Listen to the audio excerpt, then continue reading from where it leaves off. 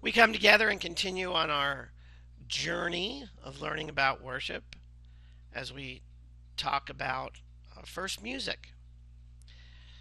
How does music play into worship? Well, first let's talk about music for a little bit. If we go back into temple worship and synagogue worship in the Second Temple period, which is after the exile from the Babylonians. So we're in the Persian period forward.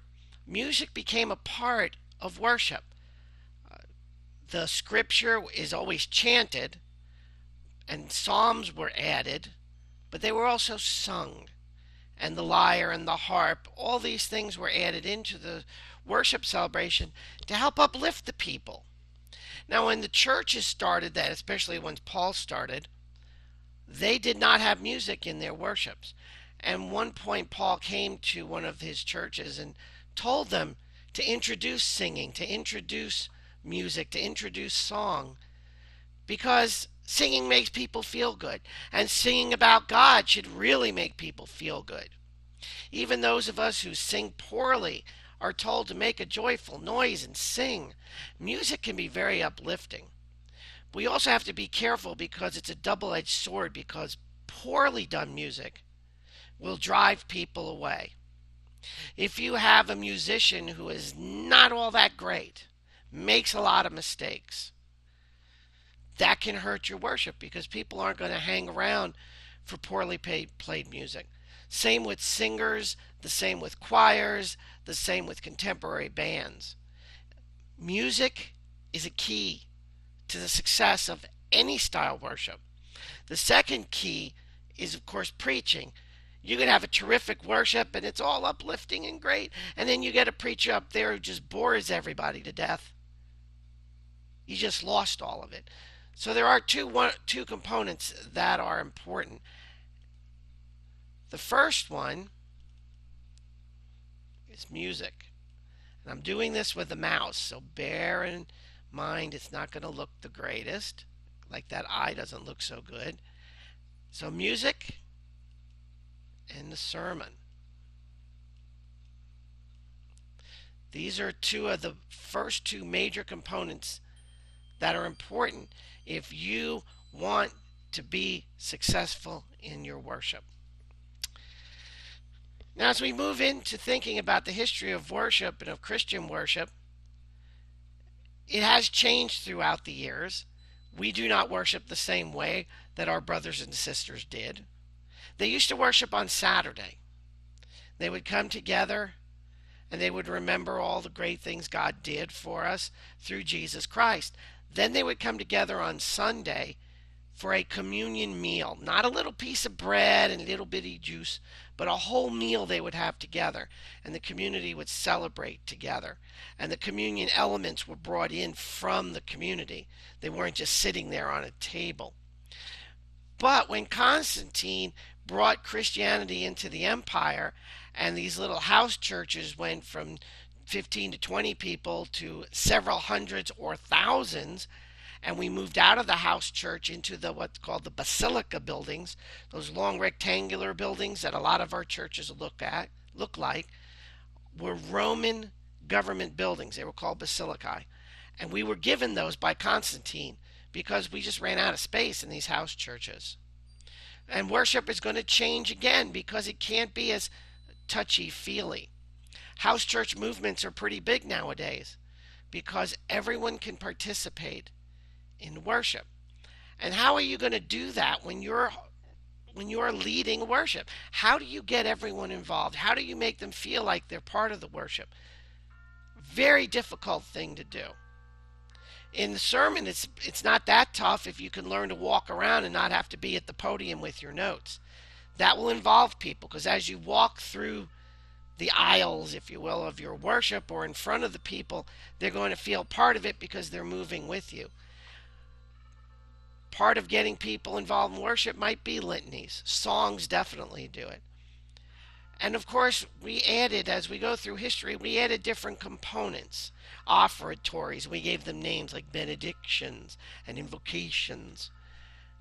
During the Middle Ages, most people, ordinary people, did not come into the church for the worship time until the church bell was rung. And that told people they had like 15 minutes to get into the church because they were going to hold the Mass or the communion or the Eucharist, whichever word you want to use. During the Middle Ages, when people started coming into church and staying longer, that's when the pews were invented because you had to have a place for them to sit. They couldn't stand the whole time. And the worship area, what we call the nave, where the altar is and where the pastor or whoever's preaching is going to be, that was a railed off area, and you did not get to be into that sacred space. In fact, communion, after about 1000 or so AD in the Catholic Church, you didn't even receive communion. It wasn't until the Council of Trent that the people were able to have the bread. It isn't until Vatican II, 1964, that the people in the Catholic Church could get the cup or the wine. And when the communion was done, and it's still done in the Catholic Church, the priest stands away from the people and looks up toward the altar, toward God. It's very difficult to involve people in being a part of worship when they just see your back. In the Protestant movement, and the way it should be in Protestant churches, is that you're to stand and look at the people and present the elements to them and say, here's the body and blood of Christ. And then they feel like they're a part of things. Nowadays, in the last, 30 or so years, contemporary worship has come on the scene. I think that this style of worship and others started to come about because of the attitude of my generation saying we don't want to do what our parents did. So we want something new and different. I should take note for Methodists, for us Methodists that may be watching, we had class meetings, we had church in barns, we had churches in all kinds of different places, and it was an exciting time for us. When we started to actually build churches, things changed a little bit. Sorry about the interruption. That's the problem when you're doing this live because you can't afford a studio. You just got to do what you got to do. The Pentecost movement was the 1920s, and that actually came out of Methodists who believed that when we lost the class meetings and we lost all of the celebration that occurred at worship when we were in the tents and in the barns, they tried to recreate it, and it became the Pentecostal movement.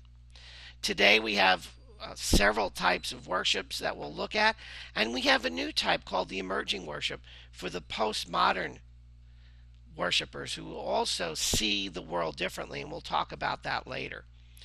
Components of worship, well, if we're looking at traditional, you all know we have this thing called the invocation. I'm just going to go that far. I like to call this the invitation to worship, because there are people that are going to come into your church who are not churched or haven't been in church forever. So why hit them with a word? They have no idea what it is. You're inviting people to worship. We'll also have what I would call the opening prayer. By the way, I really should call this the call to worship. There we go. This is kind of cool, a little tough with the mouse. The invocation is really the opening prayer, by the way. So I kind of have those backwards. My apologies for that. We then, of course, have the offertory. And again, that's another word that most people outside of church have no idea what that means. ... because it's hard to write these things. The benediction is like a closing blessing. I think the word blessing is maybe better and should be used, but the benediction is out there. And you have other components of worship. You might want to have a prayer of illumination before you read the scripture. You might want to consider, instead of using the word sermon, that you may want to use the word the message.